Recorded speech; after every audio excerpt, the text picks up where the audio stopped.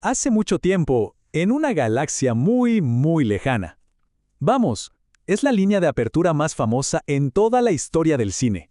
Con solo ver esas letras azules flotando en la pantalla, la mente de cualquiera se transporta de inmediato. Es el gancho perfecto para lo que terminaría siendo un cuento de hadas moderno. Uno que contra todo pronóstico, rompió absolutamente todas las reglas de la industria y terminó cambiando la cultura pop para siempre. Fíjense en el poder de una simple frase para encender la imaginación de millones de personas antes de mostrar una sola imagen.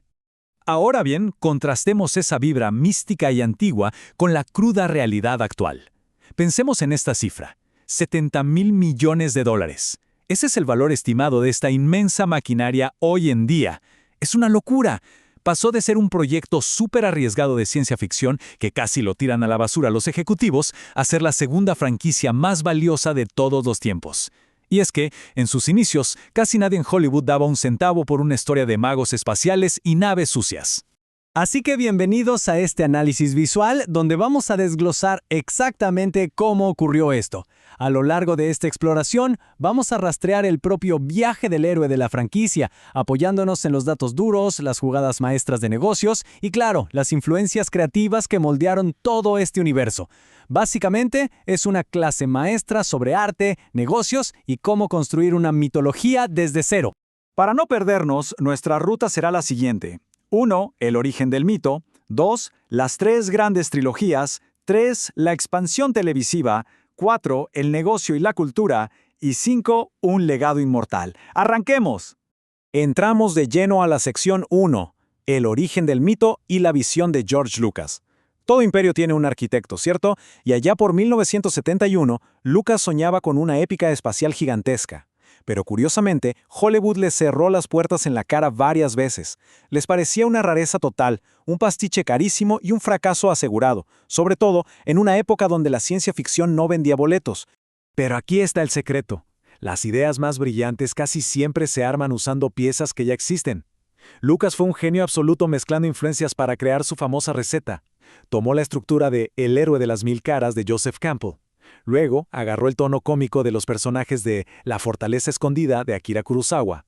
A eso le echó encima la acción rápida de los viejos seriales de Flash Gordon, el estilo polvoriento de los westerns americanos, y coronó todo con filosofías orientales y la cultura de los samuráis. O sea, él no inventó los ingredientes para nada, pero vaya que cocinó un plato que el mundo nunca había probado.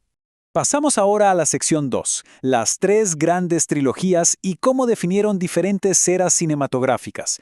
Aquí es donde la franquicia realmente dominó la pantalla grande por casi medio siglo. Fíjense en esta línea de tiempo. Tenemos tres hitos masivos: 1977 con la original, 1999 con las precuelas y el 2015 con la era de las secuelas. Lo que es realmente alucinante de esto son los huecos de más de una década entre cada trilogía. En cualquier otra marca, 15 años de inactividad matarían el interés por completo, se olvidarían de ella. Pero aquí generó una anticipación que pasó de padres a hijos. Quienes crecieron con las primeras películas llevaban a sus hijos a ver las segundas. Una genialidad. Y miren nada más cómo explotó el negocio. Si comparamos los extremos, es de no creer. El episodio 4 costó unos modestos $11 millones y terminó recaudando 775 millones. Ojo al dato curioso, el estudio juraba que iba a ser un desastre tan grande que el mismísimo Lucas se fue de vacaciones a Hawái durante el estreno, para no ver los titulares. ¡Imagínense! Luego saltamos al 2015. La máquina corporativa inyecta 245 millones y recauda más de 2.000 millones en todo el planeta. Es la transición perfecta, de un experimento independiente a un monstruo de la taquilla. Pero bueno, toda esa plata no llega sin una historia que te atrape el corazón. Yo soy tu padre.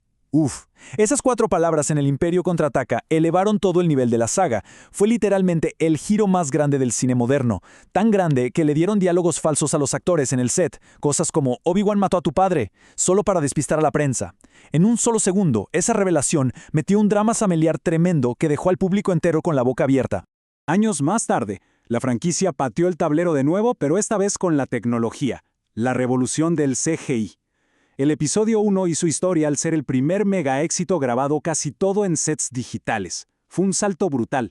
Tuvieron que inventar cámaras y técnicas desde cero. Claro, tanta pantalla verde trajo sus críticas, ¿no? Muchos fans decían que todo se veía demasiado limpio.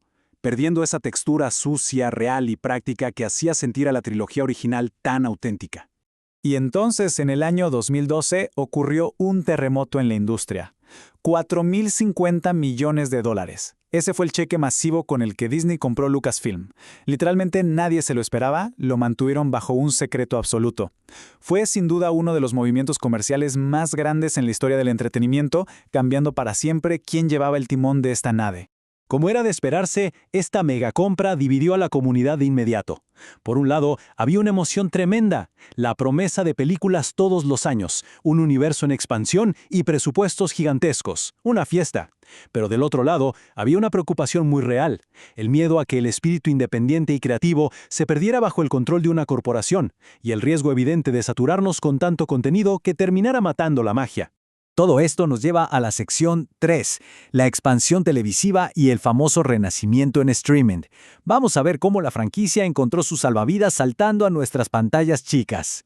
Cuando el cine empezó a polarizar a la audiencia, la tele fue el lugar perfecto para experimentar. Primero con la animación. Clone Wars y Rebels hicieron un trabajo espectacular cerrando huecos en la trama y dándole muchísima más humanidad a personajes que ya conocíamos. Luego vino el bombazo de The Mandalorian. No solo fue el pilar que lanzó la plataforma de Disney Plus, sino que nos regresó a esa vibra pura de western espacial. Y para rematar, llega Andor, demostrando que este universo aguanta tramas maduras, oscuras y muy políticas. La televisión demostró que aún quedan muchísimas historias increíbles por contar. Llegamos a la sección 4, el negocio y la cultura. Vamos a salir un ratito de la ficción para hablar del mundo real y cómo esto se convirtió en una máquina de imprimir dinero. Pongan mucha atención, porque esta es la jugada comercial más brillante de todos los tiempos. George Lucas, siendo un visionario total, aceptó que le recortaran $500,000 de su sueldo como director. ¿A cambio de qué?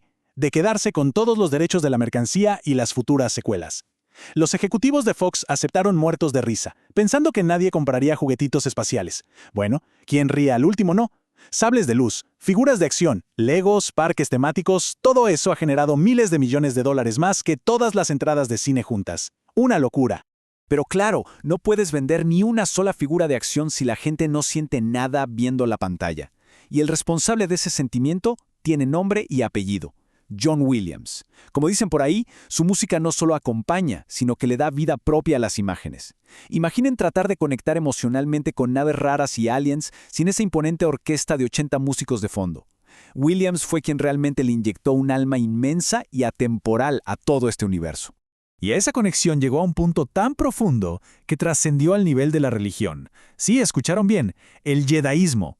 No estamos hablando solo de fans superclavados, estamos hablando de un movimiento espiritual formal con cientos de miles de seguidores y reconocimiento legal en varios países, inspirados en esta dualidad de la luz y la oscuridad. Cuando tu película deja de ser solo entretenimiento y empieza a formar bases teológicas en el mundo real, amigo, ahí sabes que creaste un verdadero mito moderno. Y así pasamos a nuestra quinta y última sección, un legado inmortal, y el futuro de esta enorme saga. ¿Qué sigue ahora para este universo? El gran problema de durar más de 40 años es que caminar por esta cuerda floja se vuelve complicadísimo. Del lado izquierdo tenemos el peso del legado. Hay una presión monumental por tener contenta a una fanaticada clásica, súper exigente y que ama la nostalgia. Pero del lado derecho está la necesidad vital de innovar. Si no toman riesgos creativos fuertes, ¿cómo van a enamorar a las nuevas generaciones que ni siquiera habían nacido cuando salieron las primeras películas? Ese es el dolor de cabeza constante de los ejecutivos hoy en día. Lo que nos deja con la gran pregunta del millón. ¿Es realmente posible mantener un equilibrio entre exprimir al máximo cada dólar comercial y seguir contando una historia que tenga sentido y corazón? Ese es el reto para este siglo. Mantener a flote una historia sobre la esperanza y la redención en un océano infinito de series y plataformas va a requerir de muchísimo respeto por el pasado y una tremenda valentía para el futuro. Muchísimas gracias por sumarse a esta exploración visual y nos escuchamos en la próxima.